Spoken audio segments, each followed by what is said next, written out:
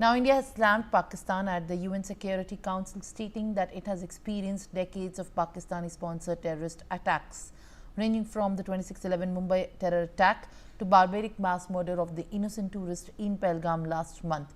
India's permanent representative to the United Nations, Ambassador Harish P., has given a detailed statement at the UN Security Council open debate under the agenda item, Protection of Civilians in Armed Conflict.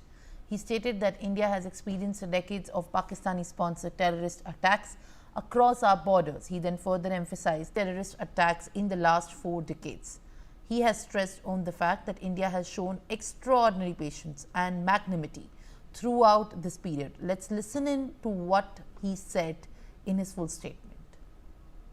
The world is witnessing a surge in armed conflict, and the civilians continue to be victims of such conflicts. It's highly alarming to see that in 2024, as per ICRC records, the number of victims affected by armed conflict has increased, with 56,000 cases registered of missing persons alone.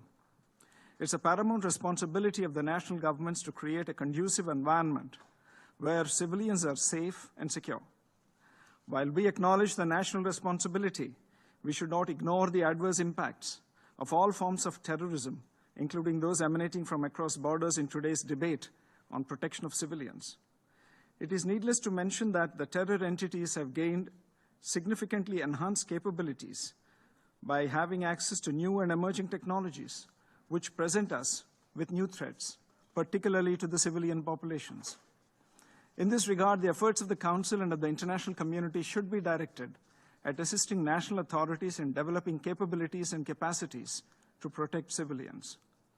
It's unfortunate that the parties to the armed conflicts continue to attack civilian populations, particularly women, children, and other vulnerable groups, as well as indispensable civilian infrastructure, such as hospitals, by projecting them as legitimate targets.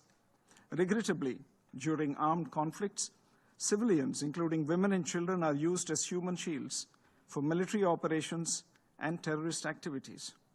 Therefore, it is paramount that the international community resolves to take concrete actions towards the implementation of relevant Security Council resolutions that have been previously adopted. Mr. President, any attack on civilians and humanitarian workers is a grave violation of international law, in particular international humanitarian law. The existing legal framework concerning the protection of civilians cannot be overlooked. Respect for principles of the UN Charter, including sovereignty and territorial integrity of member states, should remain the basis for all actions taken by the Council for the protection of civilians. A politically motivated decision to intervene in an armed conflict situation may have devastating consequences, including to the civilian population, and therefore must be prevented. Furthermore, any intervention must be proportionate and based on credible and verified threat perception. The Council and the international community must take necessary measures to ensure effective and timely protection of civilians, including their life, dignity, and rights. The core principles of humanity, neutrality, impartiality, and independence must continue to guide the operations of all humanitarian agencies and organizations. Mr. President, I am constrained to respond to the baseless allegations of the representative of Pakistan on a number of issues. First, India has experienced decades of Pakistani-sponsored terrorist attacks across our borders.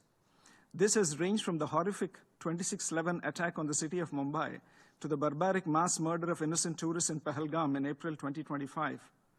The victims of Pakistani terrorism have been predominantly civilians, since its objective has been to attack our prosperity, our progress, and our morale. For such a nation to even participate in a discussion on protection of civilians is an affront to the international community. Second, Pakistan has repeatedly used a civilian cover to advance the cause of terrorism. We just recently saw senior government, police, and military officials pay respects at the funeral of noted terrorists targeted by Operation Sindoor. A nation that makes no distinction between terrorists and civilians has no credentials to speak about protecting civilians. Third, earlier this month, the Pakistani army deliberately shelled our border villages, killing more than 20 civilians and injuring more than 80. There was intentional targeting of places of worship, including gurudwaras, temples, and convents, as well as medical facilities. To preach at this body after such behavior is grossly hypocritical. Let us be clear. protection of civilians should not serve as an argument for protection of UN-designated terrorists. The international community must come together on zero tolerance for terrorism and calling out those who sponsor and defend it. In conclusion, Mr. President, my delegation reaffirms its commitment to working in close cooperation with the international community to alleviate the suffering of civilians affected by armed conflict.